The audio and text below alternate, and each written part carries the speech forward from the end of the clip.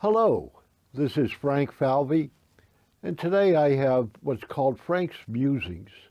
There's been a topic that is consuming the news media, and that's the fact that we have reached our debt ceiling of $31.4 trillion, and we can't come to an agreement between the House of Representatives and the administration on raising it in the issues around raising it. Now, the media nationally, as good as it is, doesn't actually report the workings in the theories behind the debt ceiling. They really don't grasp what the important factors are, and they seem to keep hopping on that we're going to default on our debt. We're not going to default on our debt. And I know this is kind of boring, but I have an article here from April 24th by David Wissell. And it's a very informative article that covers two things. One, we've gone through a shutdown of the government a number of times, and he's going to explain that. And then he's going to explain what reaching the debt ceiling and not approving a higher debt ceiling, what that means and what the history of a debt ceiling is. So if you can bear with me, and if I can read correctly, this is from David Wissell. Occasionally, one hears suggestions that a debt ceiling showdown that leaves the Treasury without enough cash to pay all its bills will resemble a government shutdown, which has occurred several times in recent memory when Congress has failed to pass appropriation bills on time. The Post explained the difference. What is the debt ceiling? When the federal government runs a deficit, that is, spends more than it collects in revenue, it borrows money to cover the difference by issuing IOUs in the form of U.S. Treasury securities. The debt ceiling is a limit set by Congress on the amount of borrowing the Treasury can do. Currently, $31.4 trillion is the current debt ceiling. The Treasury hit that ceiling in January of 2023 and has been taking what is known as extraordinary measures to keep paying the bills. But it will run out of maneuvering room sometime in the next several months. Remember, this is April 24th, perhaps as early as June 2023, unless Congress acts. What happens in a government shutdown?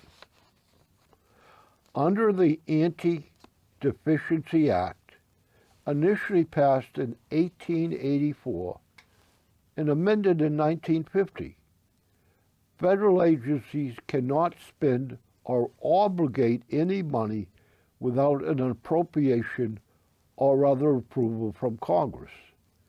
When Congress fails to enact the 12 annual appropriation bills, federal agencies must cease all non-essential functions until Congress acts. This is known as a government shutdown. During shutdowns, many federal employees are told not to report for work. Government employees who provide what are deemed essential services, such as air traffic control and law enforcement, continue to work, but they don't get paid until Congress takes action to end the shutdown. All of this applies only to roughly 25% of federal spending. subject to annual appropriations by Congress. Benefits such as Social Security continue to flow because they are authorized by Congress in laws that do not need annual approval, although the services offered by Social Security benefit offices may be limited during a shutdown. In addition, the Treasury can continue to pay interest on the U.S. Treasury debt on time. There have been 4 shutdowns where operations were affected for more than one business day. The 1995-96, President Clinton and Republican Congress were unable to agree on spending levels, so the government shut down twice for a total of 26 days. In 2013, a standoff over funding for the Affordable Care Act resulted in a 16-day shutdown. And in December 2018, the January 2019, a dispute over border wall funding led to a shutdown that lasted 35 days. It was a partial shutdown because Congress had previously passed 5 of the 12 appropriations bills. Shutdowns can be disruptive, leading to delays in processing applications for passports, small business loans, or government business. Shuttered visitor centers in bathrooms at national parks, fewer food safety inspections, and various inconveniences. But shutdowns are now sufficiently likely that the White House Office of Management and Budget post the contingency plans that government agencies maintain for a shutdown. In short, members of Congress, government employees, financial markets, and the press generally understand what happens when a failure to pass appropriation bills lead to a government shutdown. So how is that different from a failure to raise the debt ceiling? Because tax revenues aren't sufficient to cover all federal spending, the federal government borrows a lot, an average of more than $7 billion per business day. Raising the debt ceiling doesn't increase federal spending beyond what already has been approved by Congress. It simply allows the government to pay for purchases and obligations it already has made. Because Congress in the past has always lifted the debt ceiling before the Treasury has run out of money, no one knows for sure what will happen if Congress doesn't act this time. What the Treasury and Federal Reserve will do and how financial markets will react. Failure to make timely interest and principal payments on U.S. Treasury securities, regarded as the safest financial asset in the world, would be unprecedented default and, among other things, would call into question the credibility of the U.S. government. Promise and probably raise the interest rate that investors demand to hold U.S. Treasury debt in the future. In contrast to government shutdowns, a failure to raise the debt ceiling threatens not only the spending subject to annual appropriations by Congress, but all federal spending, including interest on the debt and Social Security, Medicare, and other government benefits. Federal employees can continue working. There is no need for agencies to decide which services are essential and which are not, but their paycheck may be delayed. We know from transcripts of the Federal Reserve meeting that when this issue arose in 2011, the Obama Treasury was planning to make all interest and principal payments and to delay paying all its other bills, including government benefits. The Biden Treasury hasn't said what it plans to do if Congress doesn't raise the debt ceiling in time. It is, however, likely to make interest and principal payments on Treasury debt. Whether and how it will prioritize other payments is unclear, but someone will not get paid on time. There simply won't be enough cash to meet every obligation. What is the connection between raising the debt ceiling and reducing the federal deficit? Legally, there's no connection, though sometimes the two issues occur close together. If the Treasury bumps up against the debt ceiling close to the end of the federal fiscal year on September 30th, the deadline for approving appropriations bills, even if only temporary ones. Still, members of Congress have used the imperative of raising the debt ceiling as leverage in negotiations in Congress and with the White House over appropriations bills, and sometimes over broader tax and spending policies. This maneuver usually is by members of Congress from a party other than the administration for part agreement, the Budget Control Act, just a couple of days before the Treasury ran out of cash. Among other things, it put caps on total appropriated spending and created a special congressional committee to craft a plan for future deficits. The committee failed to come to an agreement, triggering a series of automatic spending cuts. So, to begin with,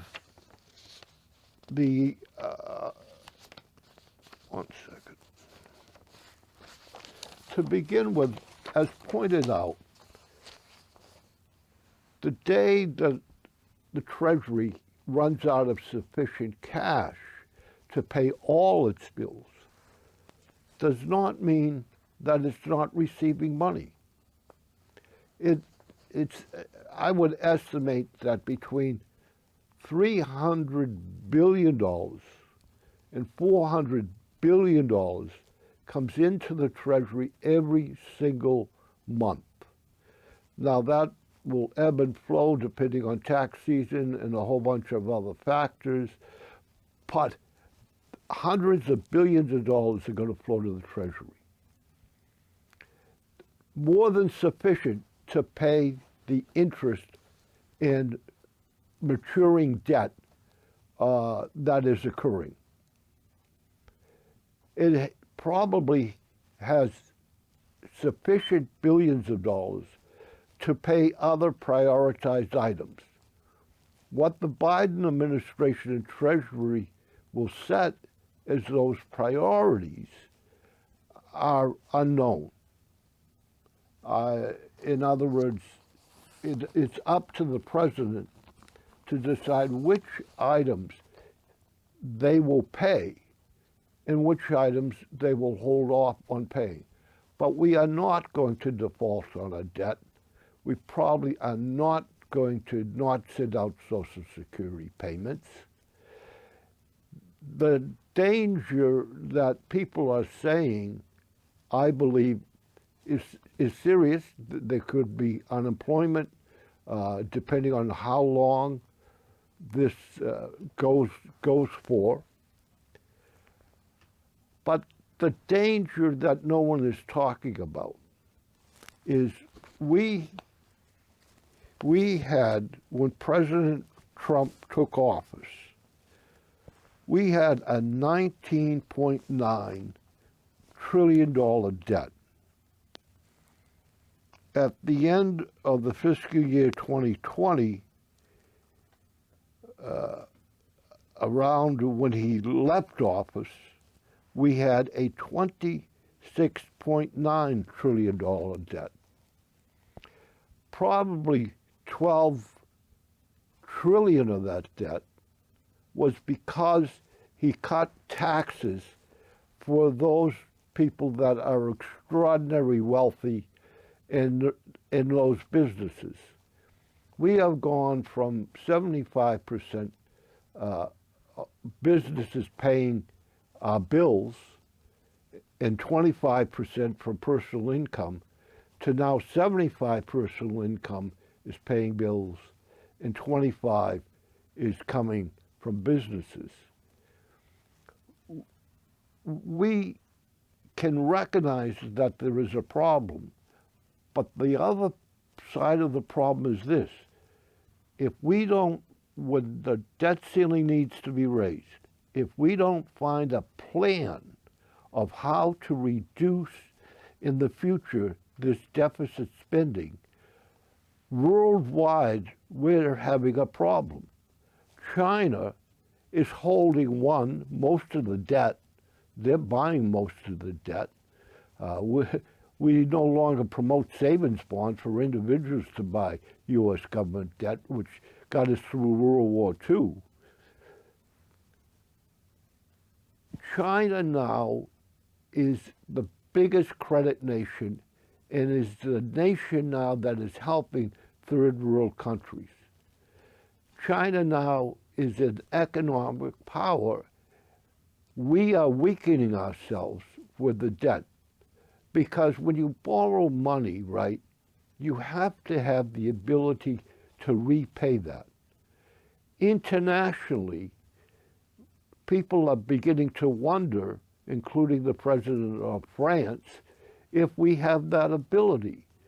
Representing the European Union, he seems to be cozying up to China to be the world power in exchanging international money. Right now, international oil sales, international payments are done in US dollars. That means that in the United States, countries around the world have deposited huge sums of their money in banks in Manhattan and in the United States to settle up international debts. If the world sees the United States as weak economically, as weak politically, as going down a terrible road, then they could easily switch over and have China have the yen pay all international debts. And they could recognize China as the economic power of the world. Now, this may not be happening, but if the debt is going presently, after the 26.9 trillion that was at the end of 2020, today the debt ceiling is $31.4 trillion. I can tell you most of that increase was because Biden wanted to match Trump in COVID spending and wanted to match him in just general spending. He and Trump have put so much money into the economy, and in his Great American Plan, which is funding everything, in the COVID virus, which it's a laugh. I mean, the spending on the COVID virus is like a giveaway to everything that Biden wanted to have happen. It is a pure economic response. If Trump wanted to settle up and help the rich, Biden wanted to spend money uncontrollably to put into the economy. That spending is going to be drastically tapering off in September of 2023. So we cannot continue the appropriations over more than our income. We need to come up with a plan, and by pushing at the debt time ceiling, this is the time that they should reform that joint committee, and they should try to solve on somewhat of a longer-term process the debt ceiling.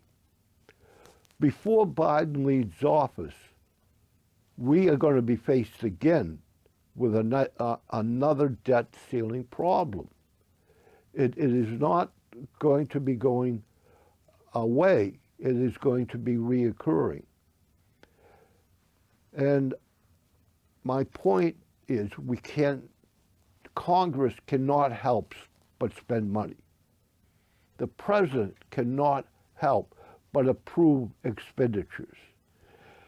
One of the ways that if I was, when the Ukrainian war started, if I was had something to do with the government, would have proposed a Ukrainian tax to pay for the military equipment that is going to Ukraine. I mean, if Ukrainians are dying fighting Russia for their country and we're supplying military aid, don't we have a moral, personal obligation to help pay for those items that we're sending there? The equipment is very costly. All of the nations, or many of the nations of the world, excuse me, are doing the same thing. They're sending equipment to Ukraine to fight the Russians.